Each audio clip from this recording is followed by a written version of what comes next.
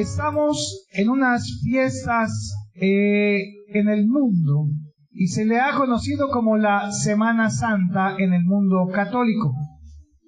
Realmente para la Iglesia cristiana evangélica, nosotros la Semana Santa la consideramos santa desde el 1 de enero hasta el 31 de diciembre, porque todas las semanas son santas para el Señor.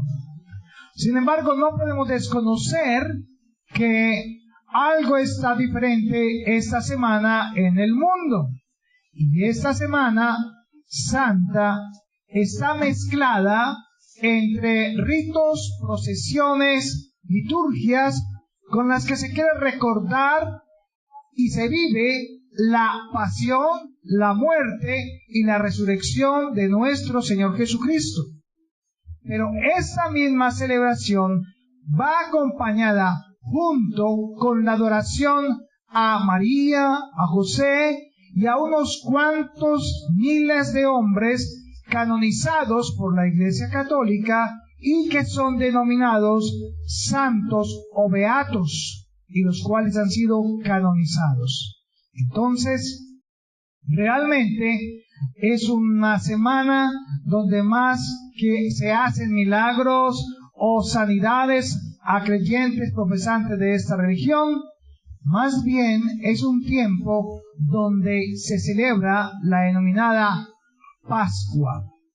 Entonces, hoy con la ayuda de Dios vamos a realmente identificar qué es la Pascua y si usted y yo realmente podemos o hacemos la celebración de la Pascua. Entonces yo sé que usted como yo nos llevó papá y mamá con unos ramitos cuando pequeños y nos decían ¿qué estamos celebrando? Y decíamos la Pascua. Entonces, ¿qué es la Pascua y cómo es realmente lo que dice la palabra de Dios frente a esto? Donde los miembros de la iglesia deben identificar lo que realmente significa y cuáles realmente son las connotaciones de esto a nivel de la familia. En la iglesia cristiana, a diferencia de la iglesia tradicional o católica, nosotros, o mejor ellos, los miembros de ellos, tratan de comprar al mejor precio un ramo con unas palmas o unas ramitas de olivo o aún mantos, y con estos el propósito es recordar la entrada triunfal de Jerusalén de Jesús y cómo él fue reconocido por todas las personas como el rey de los judíos, y se le daba la bienvenida a la ciudad acompañado de mantos y levantando los ramos que usted y yo muchas veces levantamos. Pero como decíamos, también va acompañado de una celebración adicional. Y esta celebración adicional lleva cargada en sus hombros las personas allá afuera, sobre sus hombros, estatuas de hombres y mujeres que sirvieron a Dios, estatuas que son veneradas y que también son respetadas por aquellos miembros. Y para esta semana, entonces se purifican, se guardan de los deseos de la carne y dejan de comer carne de animal para comer pescado. Aparte de eso, algunos en su amor y su deseo de hacer las cosas como para Dios, se flagelan y se crucifican en una cruz, sobre todo en el país de las Filipinas, para conmemorar como ellos también pueden sentir el dolor que Jesús vivió en la cruz. Y así como esas personas hacen y se dan duro trato al cuerpo, así también muchos aún creen que le están sirviendo a Dios o están siendo agradados por Dios por hacer estas prácticas. Sin embargo, la palabra de Dios, la Biblia, no enseña tales cosas. Y esa es la razón de que hoy queramos enseñar lo que realmente significa la Pascua, para que cuando nuestros hijos vean esto afuera, puedan ellos tener una respuesta clara y real y verdadera frente a los ritos y a las procesiones y a la celebración que se hace. La historia de la iglesia neotestamentaria, la cual nosotros profesamos, está basada en lo que dice la Biblia. Los hechos entonces que se han relatado allá afuera, han sido malinterpretados y también las doctrinas han sido alteradas con el verdadero cristianismo. Por eso hay una frase célebre que dice: el pueblo que no conoce su historia está ¿qué? Condenado a repetirla. Y ya nosotros no somos niños fluctuantes, sino maduros en la fe, que necesitamos conocer la verdad. Por esa razón, vamos a la carta de Timoteo, la segunda carta de Timoteo, en el capítulo 4, en el versículo 1 al 5.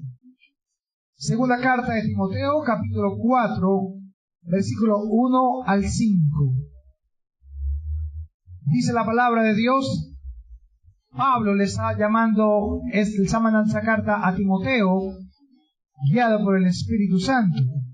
Y dice el versículo 1: te encarezco delante de Dios y del Señor Jesucristo, que juzgará a los vivos y a los muertos en su manifestación y en su reino, que prediques la palabra, que instes a tiempo y fuera de tiempo, redarguye, reprende, exhorta con toda paciencia y doctrina, porque vendrá tiempo cuando no sufrirán la sana doctrina, sino que teniendo comezón de oír, se amontonarán maestros conforme a sus propias concupiscencias, y apartarán de la verdad el oído, y se volverán a las fábulas. Y dice el versículo 5: pero tú, Timoteo, sé sobrio en todo, soporta las aflicciones, haz obra de evangelista, cumple tu ministerio. No podemos olvidar, hermanos, que viene un juicio de parte de Dios a la humanidad. Y todo el mundo sabe que ese juicio viene en camino. Pero la gente se le ha olvidado. Todos ellos saben que viene un juicio, pero no saben por qué viene el juicio. Y esto es producto, ese juicio es producto del pecado del ser humano. El pecado que Adán y Eva cometieron, y el cual ahora nosotros hemos recibido a causa de la separación en la que nacemos de Dios. Así que nuestro objetivo es predicar el mensaje claro, puro, honesto, sincero, sin tapujos, para que conozca la verdad y entonces la verdad te haga ¿qué? Debo mantener entonces el mensaje tal y como lo recibimos en la Escritura, no como lo cuentan, sino lo que Dios dice en ella, y mantener siempre firmes, sin fluctuar, ese pensamiento que Dios ha plasmado en nuestros corazones. La palabra Pascua realmente viene de la palabra Pesaj. es el Pesaj judío, con J al final, Pesaj, y significa saltar, pasar por alto, saltearse. Eso es lo que significa. Y esa palabra Pascua es una de las 7 fiestas solemnes que Dios colocó al pueblo judío para que se celebrase perpetuamente dentro de ellos. Entonces, es una celebración y rito de los israelitas y judíos que recuerdan cómo Dios los salvó de la muerte a todos aquellos primogénitos que estaban en Egipto cuando aún eran esclavos. La Pascua, se celebra cada año por los judíos desde que el pueblo israelita salió de Egipto.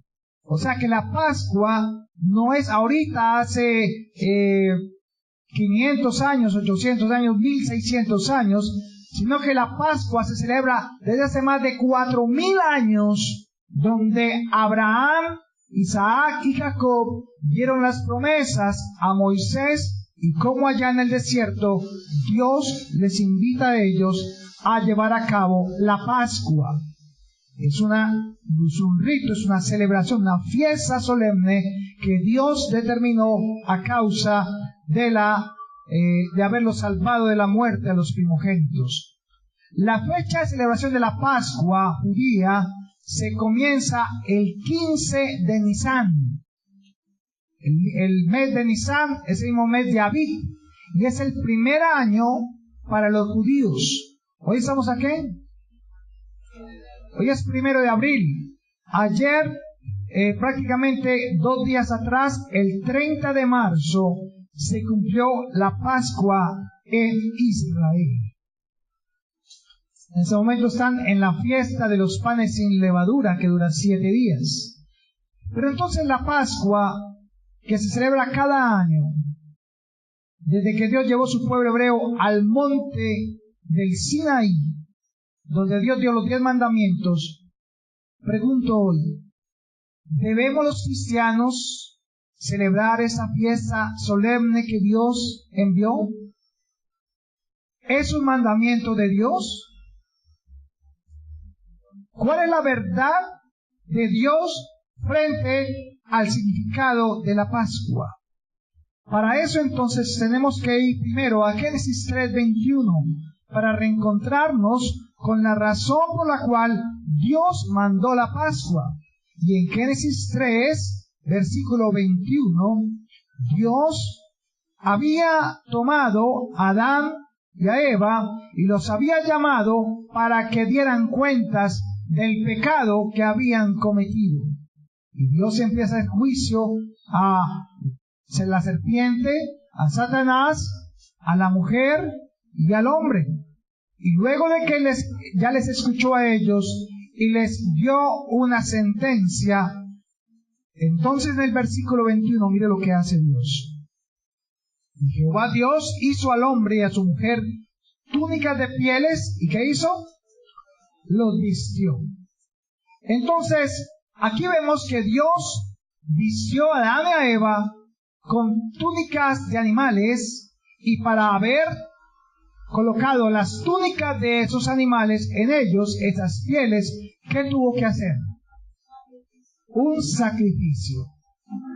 Tuvo que matar a un par de animales para darle a Adán y a Eva el valor que ellos necesitaban, el favor que ellos necesitaban. Porque la paga del pecado es ¿qué? La muerte. Y Adán y Eva tenían que morir a causa del pecado que habían cometido. Pero Dios, en vez de traerle lo que ellos merecen, no les da el castigo que merecen, sino el favor que ellos ¿qué? Necesitan. ¿Y qué necesitaban ellos? Ser cubiertos del pecado. Entonces Dios mismo soluciona el problema del ser humano en Adán y Eva y trae la solución, ya que ellos trataron de colocarse unos vestidos. ¿Cuáles eran los vestidos de ellos?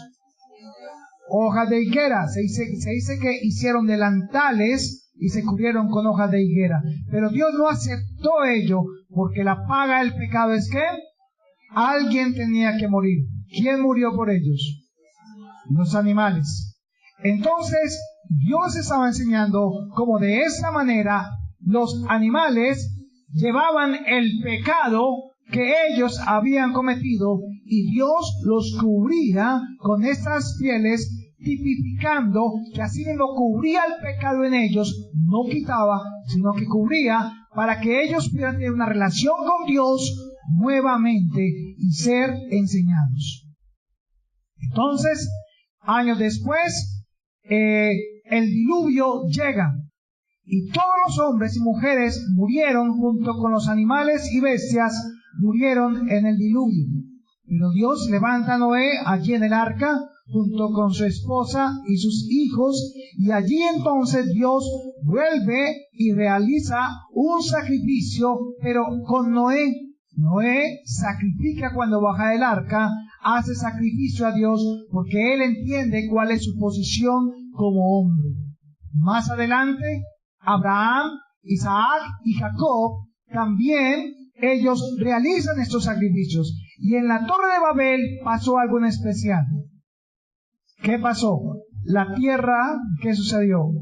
Después del diluvio era un solo continente, pero cuando llega el diluvio se parte de ese continente y se abren los 5 continentes que hay actualmente. Entonces toda la tierra se llenó, se pobló de nuevas personas descendientes de Noé y de sus hijos. Allí entonces se llenó la tierra, pero ellos no querían irse y decidieron unos quedarse en un lugar llamado Babel. Y en la Torre de Babel Dios confunde las lenguas para que ellos sean esparcidos por toda la tierra. Desde allí es muy importante ese detalle, porque desde aquí es donde nosotros tenemos que partir para comprender correctamente si debemos o no celebrar la Pascua. Entonces, luego, en el tiempo de Moisés, los israelitas han dejado los mandamientos de Dios.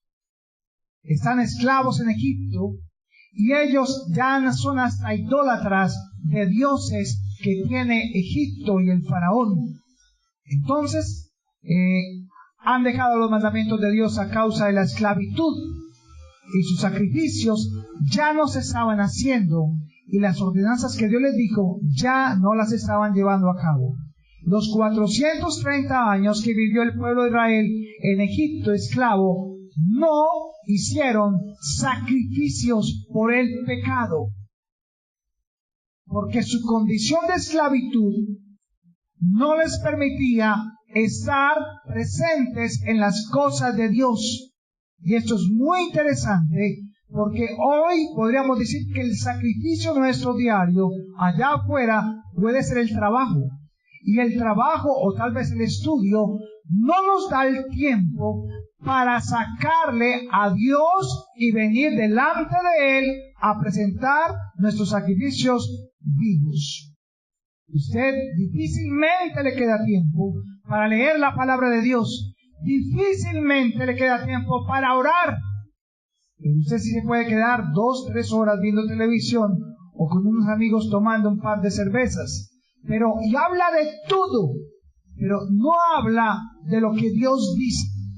Es el mundo precisamente el que nos absorbe y nos trata de robar este tiempo para entender esos principios tan básicos como la Pascua judía. Luego, en Éxodo 12, vamos a Éxodo 12, entonces allí ya el pueblo ha clamado a Dios, está cansado de la servidumbre de Egipto, están ya totalmente acabados y claman a Dios porque ya no tenían más a qué otro Dios clamar, ya que los dioses egipcios no le respondían a ellos sus peticiones. Entonces, en Éxodo 12, Dios, después de haber enviado o haber prometido la tierra a Abraham, a Isaac y a Jacob, la tierra de Canaán, los israelitas están allí, pero van a Egipto por cuestiones de que hay una escasez de comida y se quedan allí 7 años. Pero realmente se quedaron muchos años más. Entonces, cuando el pueblo clama a Dios, Dios manda a Moisés para libertar a su pueblo. Yo creo que ahorita han visto muchos esa película ahora en esta semana. Y cómo Moisés va y le dice a Faraón que deje ir a su pueblo. Pero ¿qué hace Faraón? No los deja ir, ¿verdad? Y entonces Dios empieza a manifestar ¿qué? No sus plagas, sino sus ¿qué? El mundo le llama plagas, pero en la Biblia dice que son ¿qué? Maravillas. Y esas maravillas empiezan a mostrarse ante el pueblo egipcio para que ellos también conozcan quién es Dios. Y cuando llega la última maravilla, es la de los primogénitos. Entonces, los israelitas, o mejor los egipcios, tenían muchos dioses. Y Dios estaba derribando por medio de las maravillas cada uno de los dioses de Egipto. Y el último dios que iba a derribar era el dios Min, así como lo oye, dios Min. Y el dios Min era el dios lunar egipcio de la fertilidad. Junto con él había otro dios o una diosa llamada Isis. Y la diosa Isis era la diosa de la seguridad de la vida. Entonces por eso Dios, la última maravilla es la muerte de los primogénitos de todo Egipto. Dios les va a demostrar que el dueño de la vida y de la muerte es Jehová, Dios de los ejércitos. Es el que pone y quita la vida.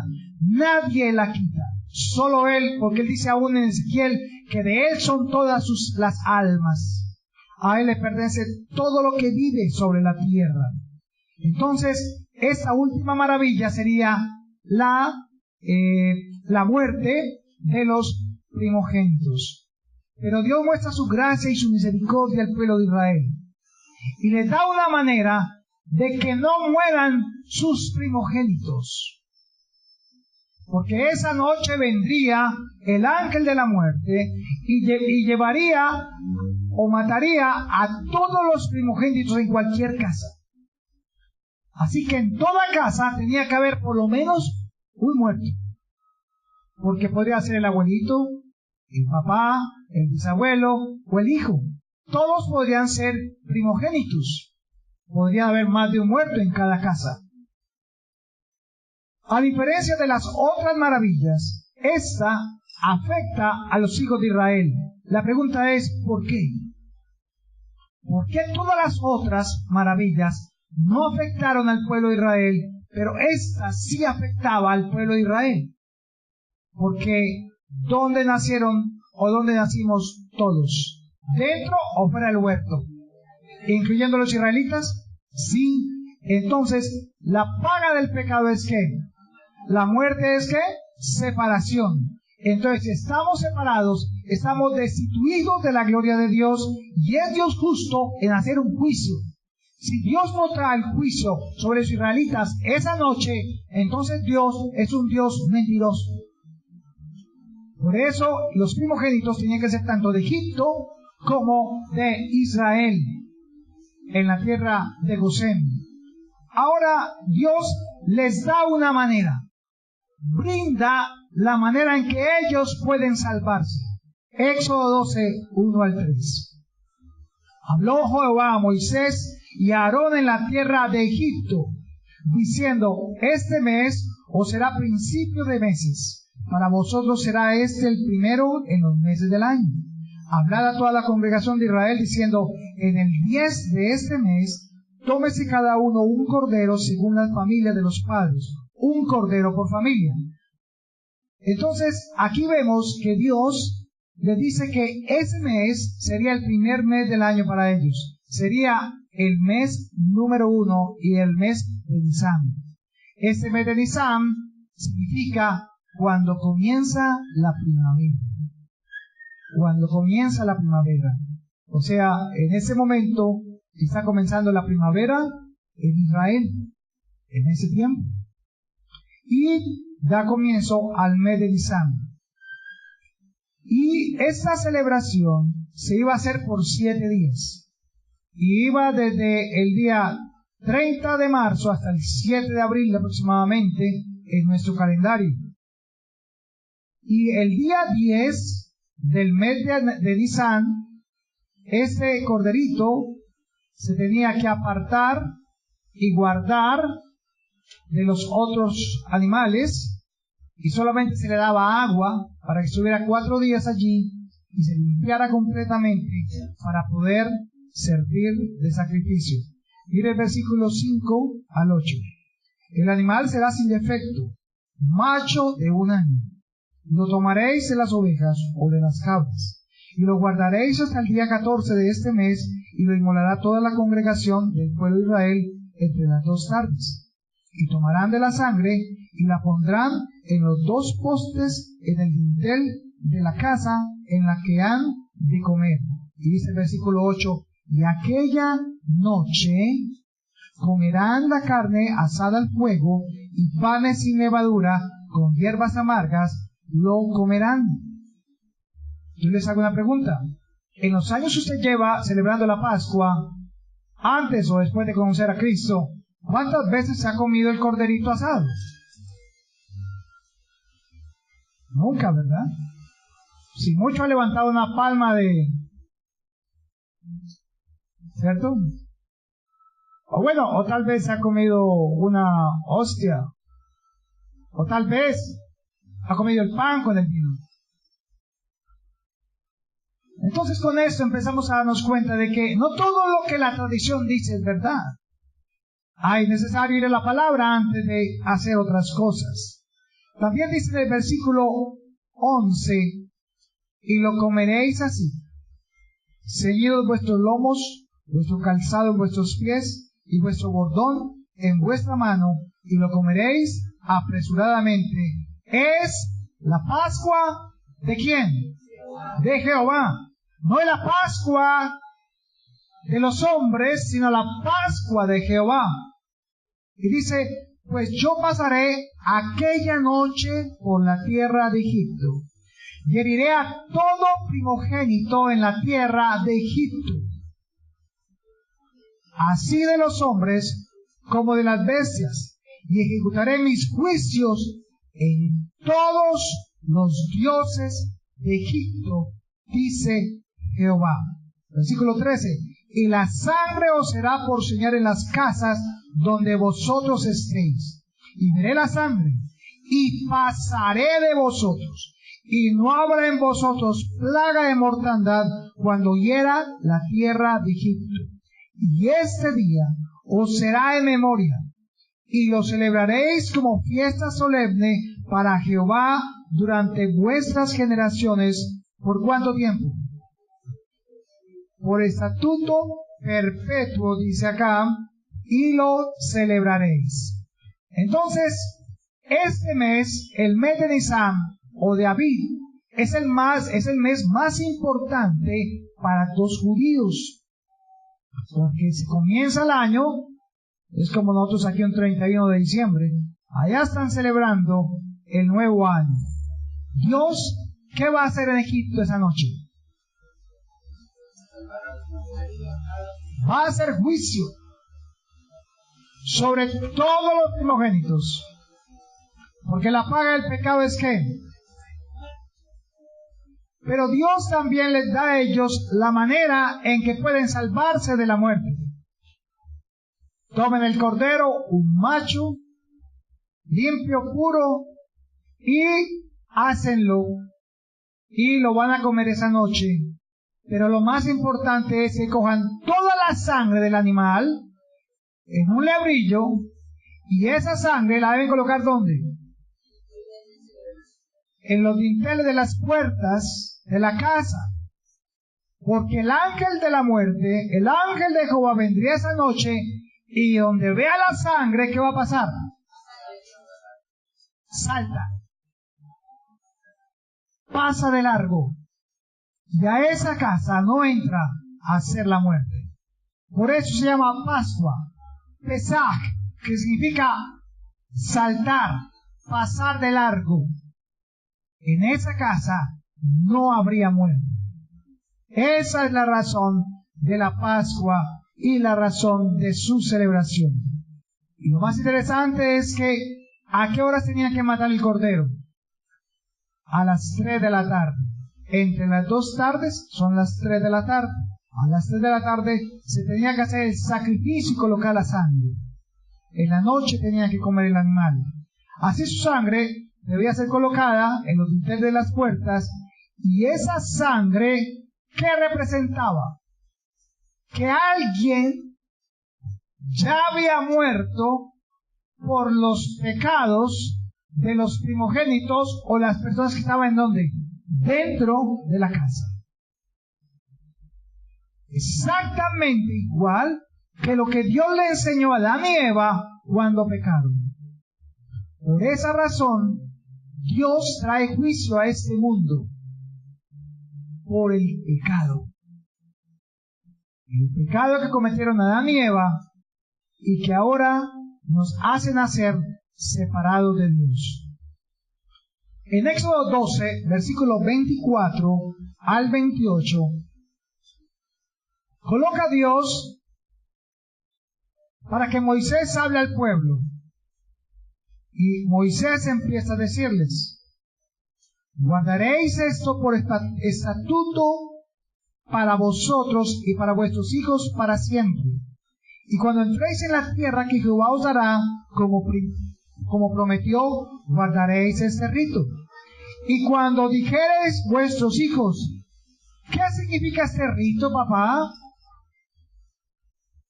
Vosotros responderéis: es la víctima de ¿quién? Es la víctima de la Pascua. Esto es muy importante que lo tengan en cuenta. La víctima de la Pascua de Jehová, el cual pasó por encima de las casas de los hijos de Israel en Egipto, cuando hirió a los egipcios y libró nuestras casas. Entonces el pueblo se inclinó y me adoró.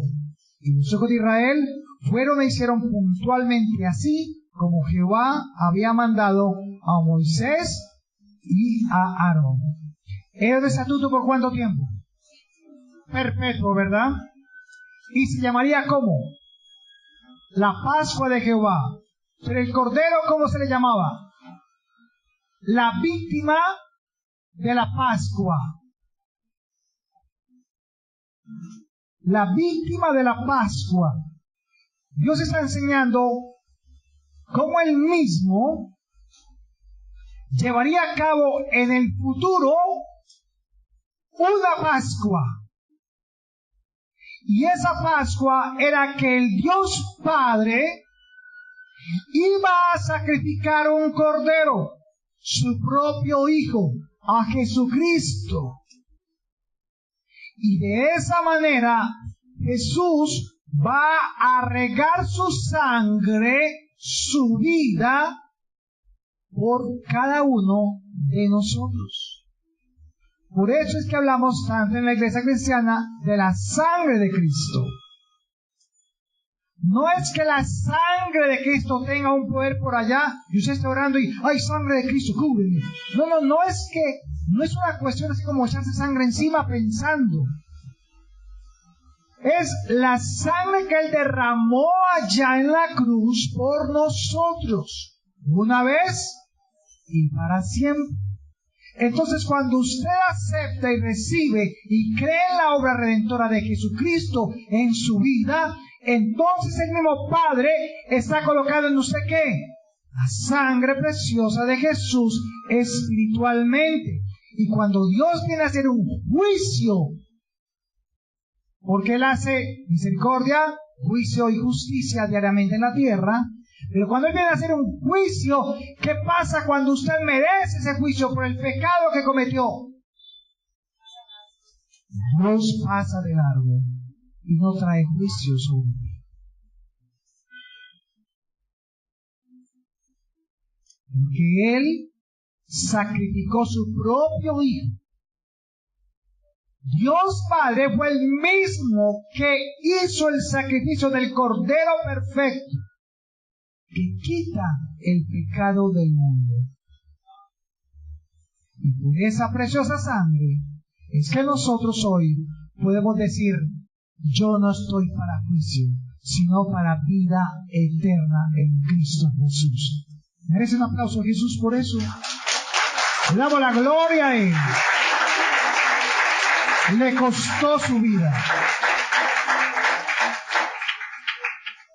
Así que el fin de esta fiesta solemne tenía como objetivo principal que los israelitas recordaran lo que es la paga del pecado.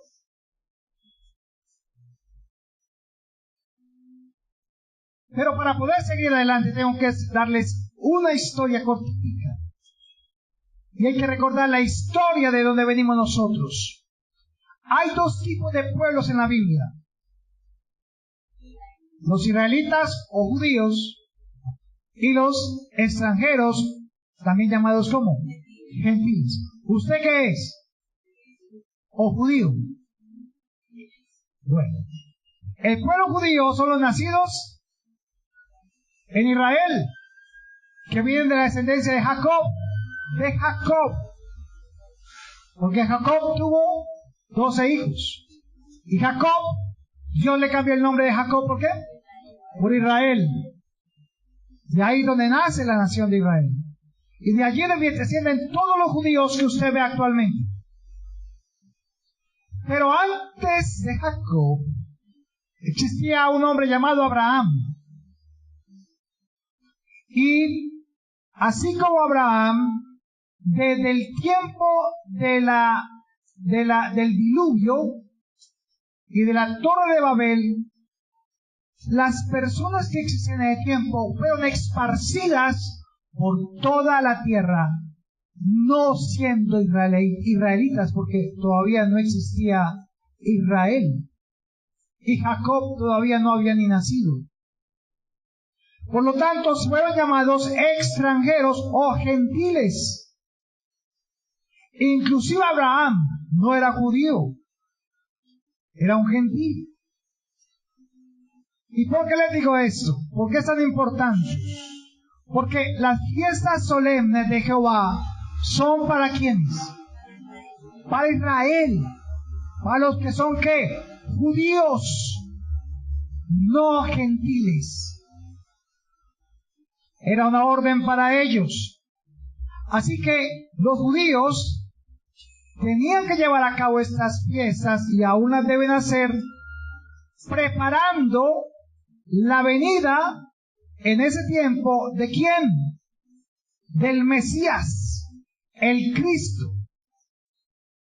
Así que el Mesías que Dios prometió en Génesis 3:15 era el mismo que estaban llevando a cabo el día de la Pascua. Era recordándoles Dios nuevamente al pueblo de Israel que habían abandonado sus mandamientos, que iba a venir un libertador, un salvador. Pero ese salvador era el salvador ¿de qué? ¿De qué los tenía que salvar? De la muerte. ¿A causa de qué? Del pecado. Sin embargo, algo pasó en esos 400 o 500 años cuando ya Jesús aparece en escena.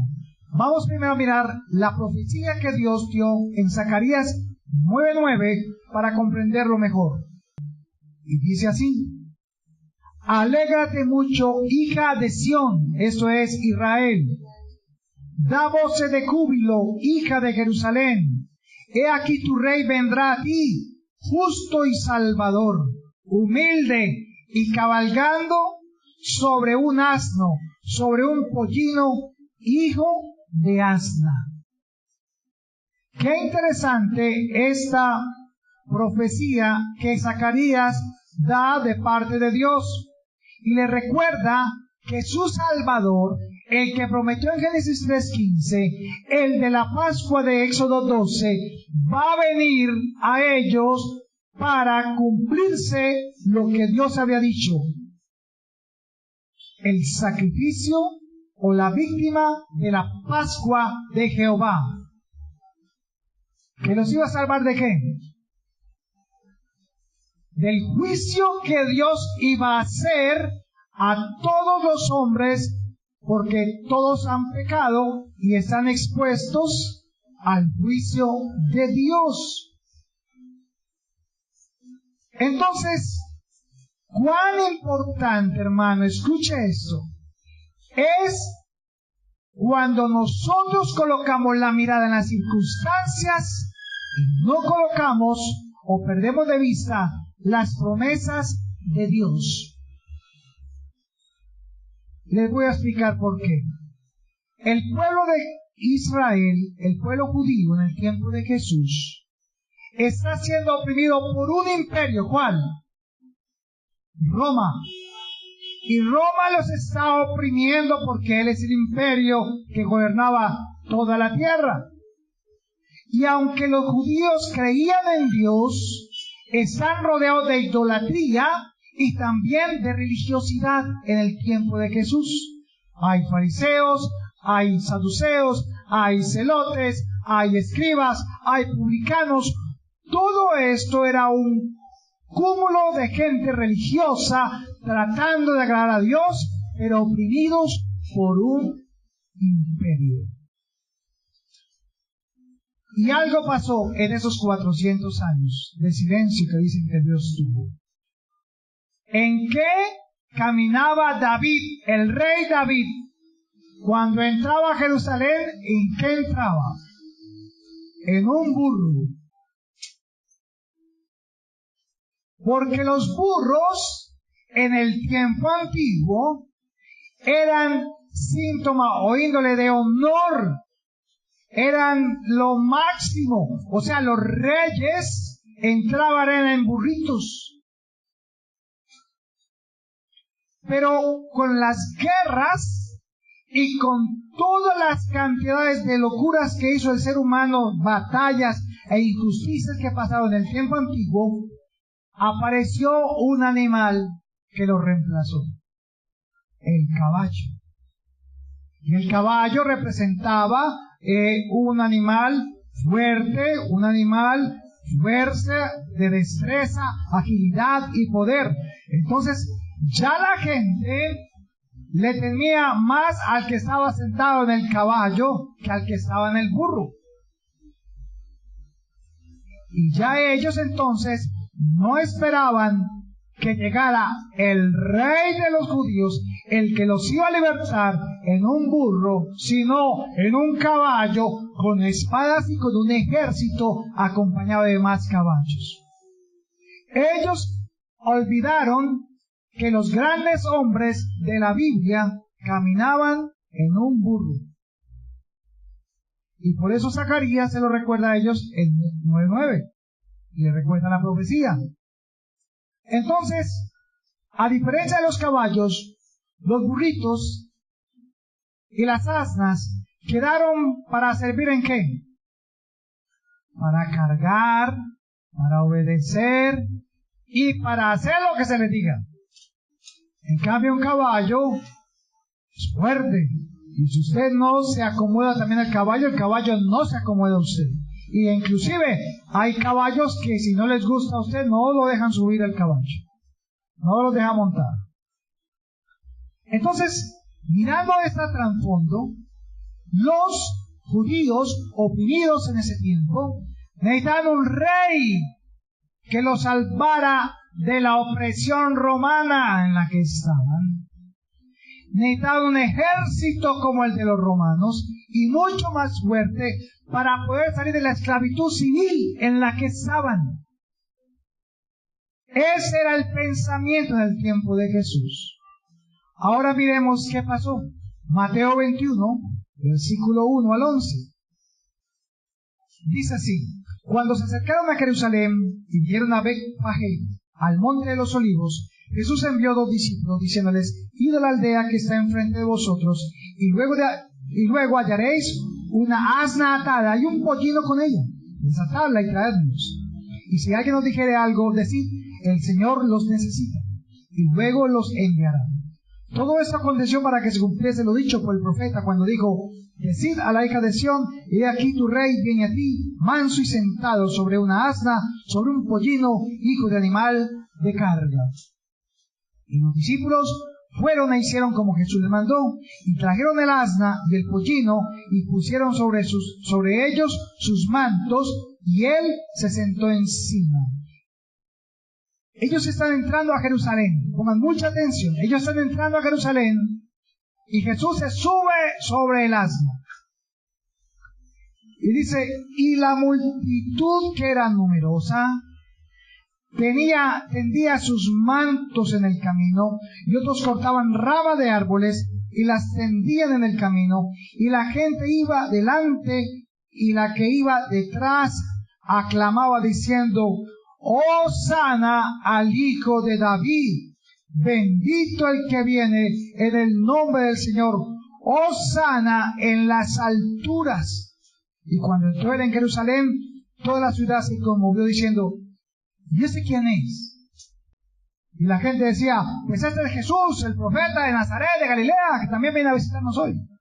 Jesús había estado predicando por 3 años. Había hecho milagros, sanidades, liberaciones, y tenía una fama interesante. ¿Cómo lo llamó el pueblo? Profeta, no el Hijo de Dios, no el Mesías, no el Cristo. Y Jesús manda a hacer eso a los discípulos para cumplir la profecía que estaba escrita de que él tendría que entrar en un pollino. Y toda Jerusalén estaba llena de judíos y también de extranjeros que venían de todo el mundo a celebrar algo. ¿Qué era? O sea que la Pascua no nació en Jesús. La Pascua venía desde la antigüedad. Y ellos, Dios les había enseñado la Pascua con un objetivo. ¿Cuál era? Que la paga del pecado era la muerte, y que venía un juicio, y que iban a morir por a causa de aquel juicio, porque Dios es justo. Pero donde vieran la sangre, Dios no hacía juicio sobre esa familia, sobre esa casa. Y la sangre de aquel animal se conmemoraba y se llevaba a cabo igual como se hacía en la antigüedad. Pero la gente está en la puerta de Jerusalén. Jerusalén está llena de hombres y mujeres que están llegando de todo el mundo. Pero ¿qué estaban esperando ellos? Ni siquiera los discípulos de Jesús creían que era el Mesías. Todavía ellos no reconocían a Jesús como el Mesías, el Hijo de Dios. La gente levantaba ramos de palmas y ramas de olivo en la puerta de Jerusalén, esperando que por lo menos ese año llegara el anhelado Rey de Israel, que los iba a librar ¿de qué? De la opresión de Egipto, o mejor, de Roma en ese momento. Que los salvara de la opresión de los romanos. Así que todo el que entraba allí a Jerusalén ese día era venerado. Y llegaba Daniel: Hijo de David, bendito el que viene en el nombre del Señor, hosana en las alturas por David. Y entraba. Y después llegaba Víctor. Viene Víctor. Hijo de David, bendito el que viene en el nombre del Señor, siga, hosana en las alturas. Y a todo el que entraba a Jerusalén, si fuera hombre, le hacían tal reverencia. Entre ellos entró Jesús sobre un asno. ¿Y qué hicieron? Lo mismo. Pero ellos no estaban creyendo que era el Hijo de Dios, el Cristo, el que los había de salvar. Así que, 2 cosas importantes. La gente esperaba que ese rey llegara para que los prosperara, para que les diera autoridad nuevamente en su ciudad y que sacara por ellos la opresión de los romanos y los salvara de pagar impuestos y de la humillación en los que los mantenía el imperio romano a ellos. Ellos no clamaban por un rey o Mesías que los salvara del pecado, sino de las circunstancias que ellos estaban viviendo. Ellos no levantaban ramos ni colocaban mantos en el camino a los que entraban por esa puerta para poder pedir perdón por las iniquidades que habían cometido, por los pecados o la superación o su separación de Dios con el hombre a causa de lo que hizo Adán y Eva. Pues no se consideraban pecadores. Yo no robo, yo no mato, yo no le hago mal a nadie, yo estoy bien. Lo bonito es que Dios me dé dinero, me dé salud, me dé hijos, me dé todo lo que yo necesito para yo vivir como yo quiero. Parece que hoy fuese lo mismo. El 90% de las personas que vienen a Cristo vienen buscando un milagro, una sanidad, una liberación, o que les prospere y les dé el número de la lotería para poder seguirlo. Yo he visto gente que hemos orado por ellos por cáncer y han sanado. Y Dios los ha sanado así. Y cuando los hemos encontrado de nuevo, yo sé que, hermano, yo no voy por allá, yo no sigo a Cristo, no me interesa nada de eso, y qué tal, porque ninguna sanidad salva, ni ninguna provisión salva. Lo único que salva es aquel Cordero que fue a la cruz, regó su sangre por nosotros y nos dio salvación, y se llama Jesús. Ellos no se consideraban pecadores. Celebraban la Pascua como Dios les dijo desde el desierto de Moisés, con Moisés cada año. Pero sus circunstancias los desviaron de la verdadera razón de esa celebración. Libertarlos de la opresión del pecado y la muerte por causa de Adán y Eva. Esa era la razón. Yo no veo ninguno ahorita levantando ramas de palma, diciendo, perdóname, Señor, por mis pecados. Yo no lo escuchaba. Y por el contrario, quieren tocar con su mano la estatua o el agüita, o subir Monserrate en rodillas, o ir hasta el Buga, hasta la capilla de Buga, porque ha hecho promesas. Cuando las promesas son de Dios al hombre, no del hombre a Dios. Él sabía que nosotros no podíamos pagar ese precio. Por eso Él pagó el precio por nosotros. Y todo el programa de redención fue entre el Padre, entre el Hijo y entre el Espíritu Santo. El hombre no hace parte de eso. Es un regalo para ti, si quieres creer. Y al que cree, todo le es posible. Ellos entonces no creían que ese hombre en un burrito era el Salvador del mundo, el Mesías, el Hijo de Dios. La justificación, la religiosidad y el pecado engañan a las personas creyendo que lo que necesitan hoy es un Dios que les cubra y les dé sus necesidades físicas, no espirituales. Nuestro país, haciendo un ejemplo, nuestro país no necesita un presidente que nos saque de la opresión política o económica. Nosotros necesitamos que Dios sea el que nos saque de la condición de pecado de sus habitantes. Hoy nos quejamos de corrupción, de robo, de todo eso en el gobierno. Pero usted roba en su casa a su papá, a su mamá. Usted ve una moneda y la echa al bolsillo. Ya es mía. Y decimos, es que esos corruptos. No, eso comienza en casa. Queremos buenos presidentes, haga buenos hijos.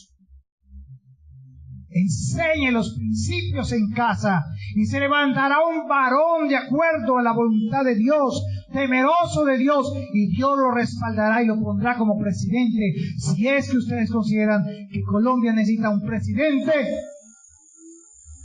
para que le cubra sus necesidades físicas, o para que realmente un presidente temeroso de Dios que nos diga a nosotros, hemos pecado. Eso, hermanos, es lo que tenemos que mirar. Antes que alguien nos saque de la opresión física, de lo que estamos viviendo a causa de la economía, necesitamos hombres temerosos y mujeres temerosas de Dios. Colombia no necesita un presidente. Colombia necesita a Dios en las casas. Ahí cambiará nuestro país. Y si podemos multiplicar esto cada día más, cada día serán más los escogidos, más los llamados, y entonces habrá paz. Voy concluyendo diciéndole que la Pascua no es una fiesta católica. La Pascua es judía. La Pascua se celebra para los judíos para recordar cómo Dios los libró de la muerte del Egipto y de cómo por un sacrificio de un cordero su sangre salvaba a los primogénitos que estuvieran en Egipto, los salvaba de la muerte. Jesús, el Cordero de Dios que quita el pecado del mundo, era el Cordero que Dios usaría para que fuera sacrificado con el fin de salvarnos a nosotros ¿de qué? Del pecado y del juicio eterno. Todos nosotros los que estamos acá íbamos para un juicio. En el momento en que usted muere físicamente, su alma va al trono de Dios a hacérsele juicio. Y se le iba a pasar todo lo que usted había hecho en su vida. Todos los pecados que usted había cometido, todos se les iban a sumar para decir, es culpable al infierno. Pero usted y yo no podíamos pagar por esos pecados. No había forma de salvarnos de ese juicio. Por eso Jesús dijo, yo voy. Yo pago el precio. Padre, perdónalos, porque no saben lo que hacen. Más adelante lo van a entender. Y hoy, gracias a esa sangre preciosa con la que el mismo Padre nos cubre, ahora cuando muramos ya no vamos al juicio, sino al tribunal de Cristo para recibir ya no condenación, sino las dádivas, las regalías, si se puede decir, las coronas, los galardones que Dios tenía preparados y tiene preparados para todos aquellos que en Él creyeron y le sirvieron después de haber sido salvos en esa tierra. Así que ¿cuántos quieren ir allá? ¿Y cuántas coronas tiene usted allá?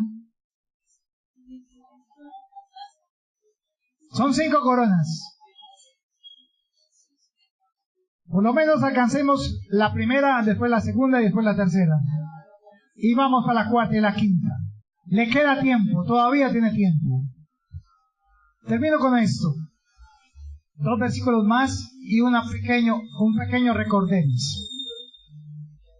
El cristianismo nace después de la muerte y la resurrección de Jesucristo. Eso es muy importante. Aproximadamente el año 30 después de Cristo. En el año 70, Jerusalén es destruida y todos los judíos son esparcidos por todo el mundo y el país de Israel desaparece como país y todos son expatriados al mundo. Eso es lo que se conoce como la diáspora judía.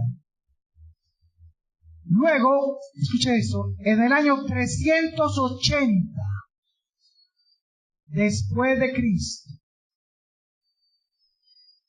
el emperador Constantino declara el cristianismo como la religión oficial de la Iglesia Católica.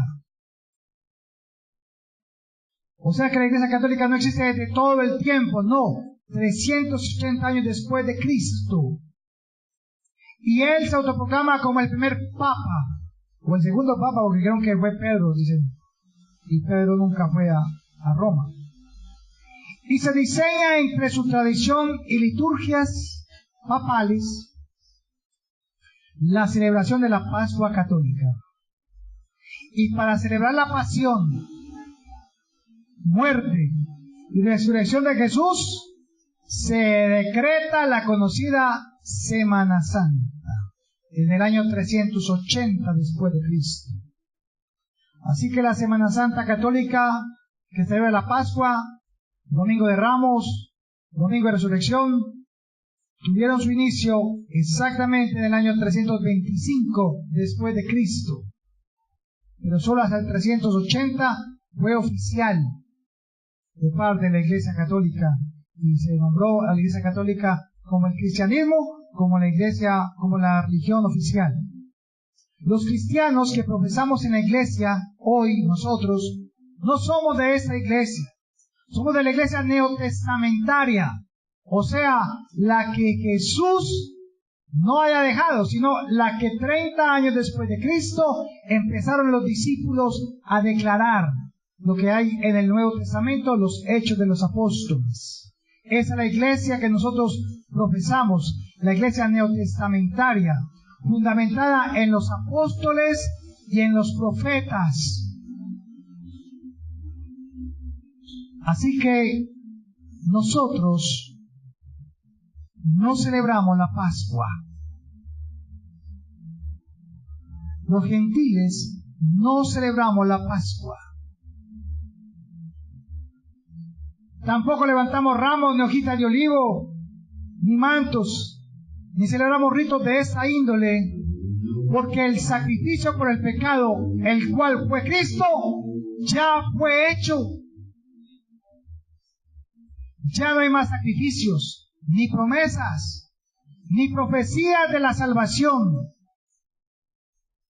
Pero la realidad es que ni los ramos, ni las palmas, ni las hojas de olivo, ni los mantos representan u honraban a Jesús como si hubiera sido proclamado Rey de los judíos. Lucas 22:14 dice: cuando era la hora, se sentó a la mesa y con él los apóstoles. Y les dijo: cuánto he deseado comer con vosotros esta Pascua antes que padezca. ¿Se ve que Jesús también celebró la Pascua? Porque era normal para ellos. Pero esa Pascua era especial. Era la última Pascua que él celebraría. Versículo 16. Porque os digo que no la comeré más hasta que se cumpla en el reino de Dios. Nosotros celebramos la Pascua en el cielo, no acá, porque Cristo es nuestra Pascua. Ya no hay más que ofrecer. La Pascua nuestra es Cristo y no hay más para hacer. Vamos a ver si es verdad. Primera carta a los Corintios, capítulo 5, versículo 7. Limpiaos pues de la vieja levadura, ¿Saben lo que representa la levadura en la Biblia, no? ¿Qué representa la levadura? El pecado. Dice, limpiaos pues de la vieja levadura, para que seáis nueva masa, sin levadura como sois. Porque nuestra Pascua, que es Cristo, ya fue sacrificada por nosotros. Amén. Es pues la Pascua, sí, la representación de la víctima de la Pascua, la cual es Jesús, y Él ya fue sacrificado una vez y para siempre. Pero nosotros, hermanos, necesitamos crecer y madurar en el conocimiento de Dios, porque eso nos va a permitir a nosotros realmente conocer la verdad, y la verdad los hará ¿qué? Libres. ¿Quieren saber cuál es la Pascua y cuál es el cuerpo que tenemos que nosotros que ofrecer?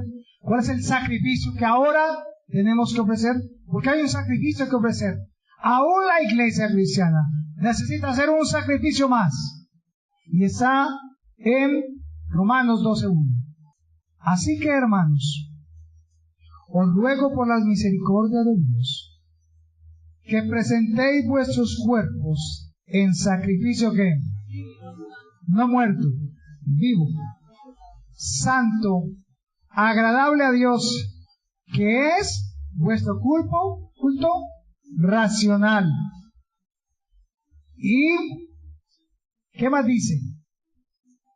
No os conforméis a este siglo, sino transformaos por medio de la renovación de vuestro entendimiento, para que comprobéis cuál sea la buena voluntad de Dios, agradable y perfecta.